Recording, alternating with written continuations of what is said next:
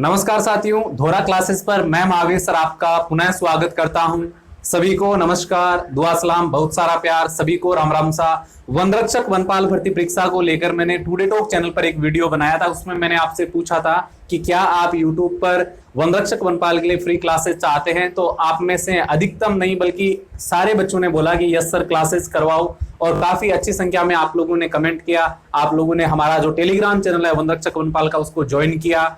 तो उस पर तो मैं आपको क्वेश्चन प्रोवाइड करवाने की कोशिश करूंगा, और फ्री जो क्लासें हैं उसका शेड्यूल मैं जल्दी आपके लिए तैयार करके ले आऊंगा। आज हमारी पहली क्लास है वन रिपोर्ट 2021 को लेकर। एकदम आसान तरीके से हलवे की तरह आपको सारे फैक्ट कवर करवाने वाला हूं, और कौन कौन से पॉइंट इंपॉर्टेंट है जिनको आपको याद रखना है, जहां से सवाल आने की संभावना है, ये भी साथ में बताने वाला हूं। दोस्तों, आपको पता होगा कि राजस्थान में सीईटी लागू हो गया है। अगर आप वन रक्षक वनपाल की इस भर्ती में सिलेक्शन नहीं ले पाते हैं तो आगे आपके लिए काम बहुत ज्यादा मुश्किल हो जाएगा।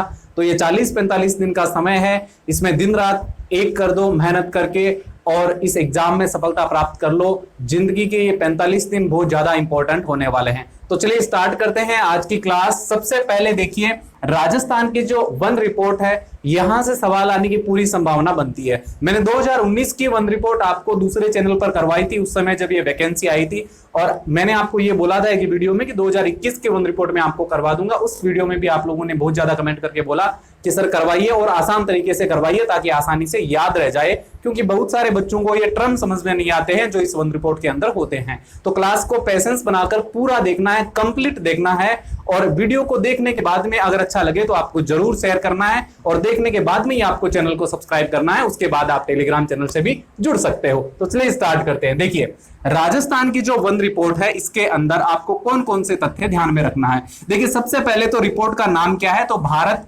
वन स्थिति रिपोर्ट 2021। इसको क्या बोला जाता है, इसको बोला जाता है IFSR।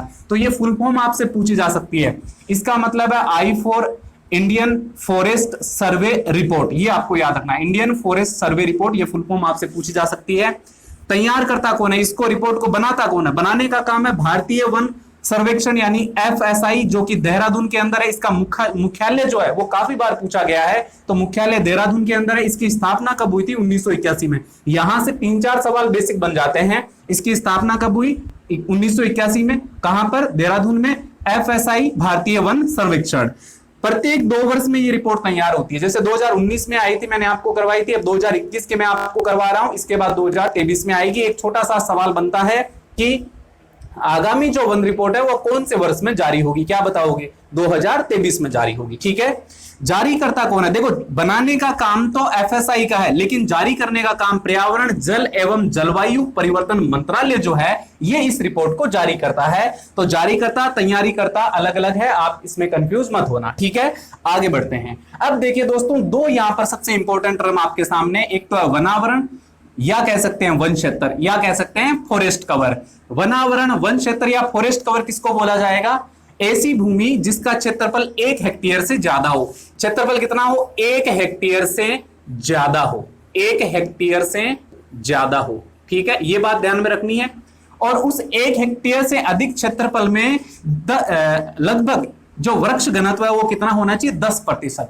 यानी उस 1 हेक्टेयर से अधिक भूमि में 10% में क्या होना चाहिए, वन घनत्व होना चाहिए। वन घनत्व का मतलब क्या होता है, पेड़ उसके अंदर होने चाहिए, वृक्ष उसके अंदर होने चाहिए। ठीक है, वृक्ष उसके अंदर होने चाहिए। कितने प्रतिशत भाग पर, कम से कम 10% भाग पर। उसको हम बोलते हैं वनावरण या वन क्षेत्र, इंग्लिश में बोलते हैं फॉरेस्ट कवर। ठीक है, भूमि का स्वामित्व वह कानूनी दर्जा इसे प्रभावित नहीं करता है। काफी ज्यादा इंपॉर्टेंट सवाल है। यानी ऐसा कोई भी क्षेत्र जो 1 हेक्टेयर से ज्यादा हो या 1 हेक्टेयर हो, 10% उस भूमि पर वृक्ष लगे हो, वनावरण हो, उसको हम बोलेंगे वनावरण वन क्षेत्र। इसके ऊपर कानूनी जो दर्जा है या स्वामित्व है उसका कोई प्रभाव नहीं होता, चाहे वो भूमि किसी की भी हो, गैर सरकारी हो या सरकारी हो, उसको किसमें गिना जाएगा, वनावरण में। यह आवश्यक नहीं है कि इस प्रकार की भूमि अभिलेखित वन में सम्मिलित हो। जरूरी नहीं है कि भी इसको अभिलेखित वनों में शामिल किया जाए। जो अभिलेखित वनों में शामिल नहीं है वो भूमि भी वनावरण में शामिल हो सकती है, अगर वो 1 हेक्टेयर से अधिक है और 10% वृक्ष घनत्व उसके अंदर है तो। ठीक है, ये बात समझ में आ गई। आगे बढ़े। अब आगे देखिए, वृक्षावरण या वृक्षों से आच्छादित क्षेत्र। अब देखिए, एक तो होता है फॉरेस्ट कवर, एक होता है आपका ट्री कवर। ट्री कवर का मतलब क्या होता है, इसमें अभिलेखित वन क्षेत्र के बाहर, अभिलेखित वन क्षेत्र के बाहर, जो अभिलेखित वन क्षेत्र है उसको छोड़ दो, उसके बाहर 1 हेक्टेयर से कम आकार, 1 हेक्टेयर से कम आकार के वृक्ष खंड जो आते हैं उसको शामिल किया जाता है। जो वृक्ष खंड आते हैं उसको शामिल किया जाता है, इसको हम वृक्षावरण बोलते हैं। वृक्ष आवरण में सभी प्रकार के वृक्ष आते हैं, चाहे कोई भी पेड़ हो वो उसमें शामिल है, चाहे वो कीकर हो, खेजड़ी हो, बेर हो, ठीक है, कोई भी बड़ा पेड़ हो उसमें शामिल है, जिनमें छितरे हुए वृक्ष भी सम्मिलित है। छितरे हुए वृक्षों का मतलब क्या है, छितरे हुए वृक्षों का मतलब क्या है, जैसे एक यहां पर है, दूसरा आपका यहां पर है, लेकिन इसको हम काउंट कर लेंगे किसके अंदर, वृक्षावरण के अंदर। किसके अंदर, वृक्षावरण के अंदर। ये छितरे हुए जो पेड़ है ये इसके अंदर शामिल है। तो ये भी सवाल बनता है कि छितरे हुए वृक्ष किसमें शामिल होंगे, वृक्षावरण में या फिर वनावरण में, तो क्या बताओगे, वृक्षावरण बताओगे। ठीक है, अगला देखिए, राजस्थान में वनों की अगर मैं बात करूं तो राज्य में वनों और वृक्षों से आच्छादित कुल क्षेत्र कितना है दोस्तों, 25,388 वर्ग किलोमीटर कुल क्षेत्र है। ठीक है, जो राज्य के कुल भौगोलिक क्षेत्र का कितना है, 7.4% है, 7.4%। वनावरण की बात करूं तो 16,654.96 वर्ग किलोमीटर के अंदर क्या है, वन फैले हुए हैं वनावरण वाले, और प्रतिशत कितना है, 4.87। वृक्षावरण की बात करूं तो 8,733 वर्ग किलोमीटर, प्रतिशत कितना है, 2.56%। ये बेटा इंपॉर्टेंट आंकड़े हैं, इनको जरूर आप याद रखना। मैं आपको आगे बता दूंगा कौन कौन से आपको याद करना है। कुल वनावरण और वृक्षावरण कितना हो गया, 25,388 वर्ग किलोमीटर, यानी 7.4% क्या है, राजस्थान के अंदर वनावरण और वृक्षावरण है। अब यहां पर एक सवाल ये बनता है कि सर ऐसा भी पूछा जाता है कि राजस्थान के कुल क्षेत्रफल में से कितने प्रतिशत क्षेत्र पर क्या है, वनावरण है या वन है। तो 2021 की रिपोर्ट के अनुसार अगर हम देखें तो 9.60% आएगा, और अगर हम देखें 2019 के अनुसार तो 9.57% मैंने आपको बताया था, 9.60% ये जो है ये आंकड़ा वनावरण, वृक्षावरण और जो अन्य वन है उसमें शामिल है, जैसे झाड़ी क्षेत्र हो गया, बांस क्षेत्र हो गया। ठीक है, चलिए अब आगे बढ़िए। आगे देखिए कुछ इंपॉर्टेंट बातें समझिए। राजस्थान में कुल वन क्षेत्र मैंने आपको बता दिया कितने किलोमीटर में है, 16,654 किलोमीटर में है।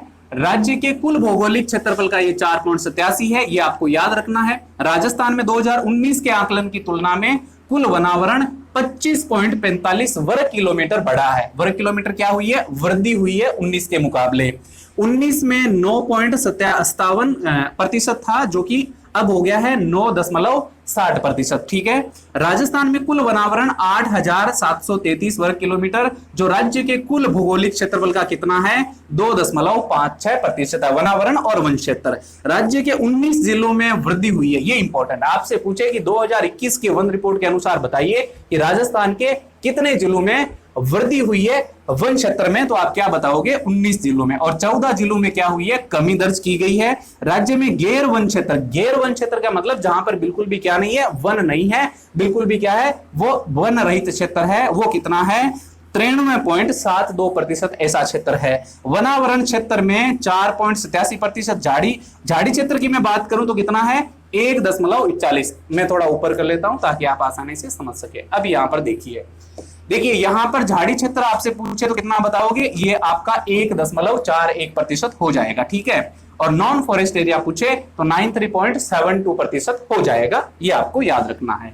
झाड़ी क्षेत्र आपसे पूछा जा सकता है, आगे मैं आपको इसके बारे में और बताऊंगा। देखिए राज्य में अगर मैं बात करूं तो राज्य में घनत्व के आधार पर वनों की स्थिति क्या है। घनत्व के आधार पर देखो वन को कितने भागों में बांटा है। सबसे पहले अति सघन वन जिसको बोलते हैं VDF यानी वेरी डेंसिटिव फॉरेस्ट, इसमें 78.15 वर्ग किलोमीटर क्षेत्र आता है, जो पूरे क्षेत्र का कितना है, 0.02% है। ठीक है, ये आता है अति सघन वन में 78.15 वर्ग किलोमीटर है। मध्यम सघन वन की बात करें तो मीडियम जो फॉरेस्ट आते हैं उसमें 4,368.65% वर्ग किलोमीटर है ये, और प्रतिशत की बात करूं तो 1.28% ये क्षेत्र आता है।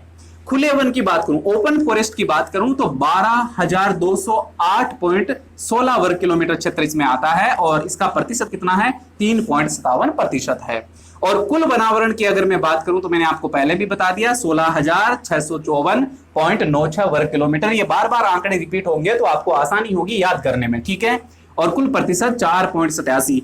कुल झाड़ी क्षेत्र की मैं बात करूं तो 4,808.51 वर्ग किलोमीटर क्या है, झाड़ी क्षेत्र है, जो राजस्थान के कुल क्षेत्रफल का 1.41% है। ये इंपॉर्टेंट आंकड़े हैं, आपको याद रखना है। अगला देखिए, मुख्य बिंदु क्या है, देखिए 2019 की तुलना में अति सघन जो वन है उनमें ना तो वृद्धि हुई है ना कमी। किसकी बात कर रहा हूं बेटा, अति सघन की बात कर रहा हूं। इसके अंदर ना तो वृद्धि हुई है ना कमी हुई है। इसके बाद बात करूं अगर मैं मध्यम सघन की, जो मध्यम वन है उनमें 27 वर्ग किलोमीटर की क्या दर्ज की गई है, वृद्धि दर्ज की गई है। और खुले वनों में 2 वर्ग किलोमीटर की कमी हुई है। जो खुले ओपन फॉरेस्ट है उनके अंदर क्या हुई है, कमी हुई है, क्योंकि ओपन फॉरेस्ट के अंदर उतनी देखरेख और ध्यान लोग नहीं देते हैं। अगला देखिए, राज्य का कुल वन क्षेत्र में सर्वाधिक और न्यूनतम वन क्षेत्र की अगर मैं बात करूं तो कौन कौन सा जिला आएगा। देखिए, जो कुल वन है उसमें सर्वाधिक जो है प्रथम स्थान पर उदयपुर है। उदयपुर में सर्वाधिक वन क्षेत्र है 12,753.39 वर्ग किलोमीटर, ठीक है, दशमलव या पॉइंट कह लो,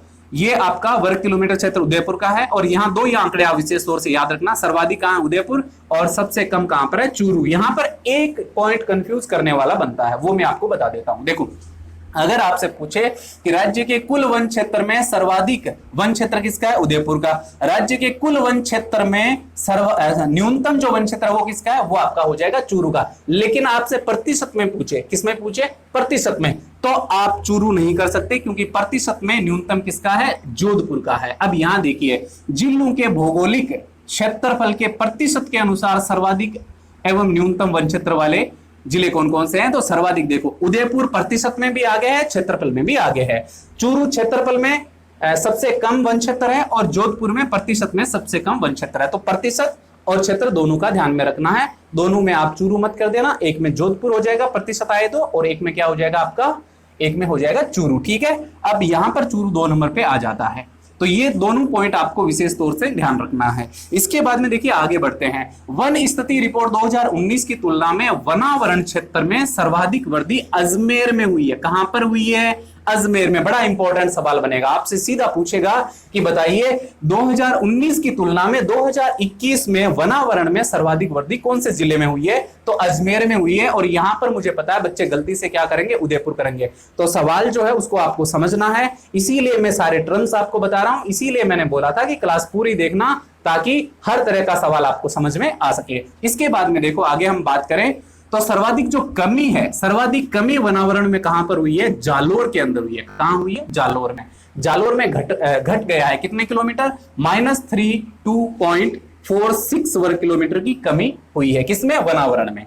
राज्य में सर्वाधिक झाड़ी क्षेत्र कहां पर है, पाली में है। बड़ा इंपॉर्टेंट सवाल है। अगर मैं बात करूं राजस्थान में झाड़ी क्षेत्र की तो सर्वाधिक पाली के अंदर है, और कितने वर्ग किलोमीटर में है, 357.60 वर्ग किलोमीटर में है जिले में। और सबसे कम झाड़ी क्षेत्र, सबसे कम झाड़ी क्षेत्र की मैं बात करूं तो हनुमानगढ़ के अंदर सबसे कम झाड़ी क्षेत्र है। तो बच्चे गलती से क्या करते हैं, चूरू कर देते हैं वहां भी, तो ऐसा आपको बिल्कुल नहीं करना है। झाड़ी क्षेत्र आपसे पूछे तो आपको हनुमानगढ़ बताना है सबसे कम, और सर्वाधिक कहां, पाली के अंदर झाड़ी क्षेत्र है, ठीक है। ये इंपॉर्टेंट है। अगला देखिए, अगर देखो मुश्किल सवाल बनेंगे, अगर पेपर का लेवल जो है पेपर का अच्छा होगा तो इसी प्रकार के सवाल बनेंगे। फिर पेपर देखकर आप कहोगे सर सवाल तो पता नहीं कैसे कैसे आगे, हमने याद किया वनावरण वृक्षावरण, आ गया झाड़ी, आ गया बांस क्षेत्र। तो आपको हर तरीके से संभल कर चलना है, किसी तरह की लापरवाही आपको नहीं करना है, ठीक है। अब आगे बढ़ते हैं। आगे देखिए, अन्य महत्वपूर्ण तथ्य क्या क्या याद रखना है। राजस्थान में 1555 वर्ग किलोमीटर में बांस क्षेत्र जो है वो 1555 वर्ग किलोमीटर में है, जो देश के कुल बांस क्षेत्र का 1.04% है। और सर्वाधिक बांस कहां पर होते हैं भाई, उदयपुर के अंदर सर्वाधिक, उदयपुर प्रथम स्थान पर है बांस के मामले में।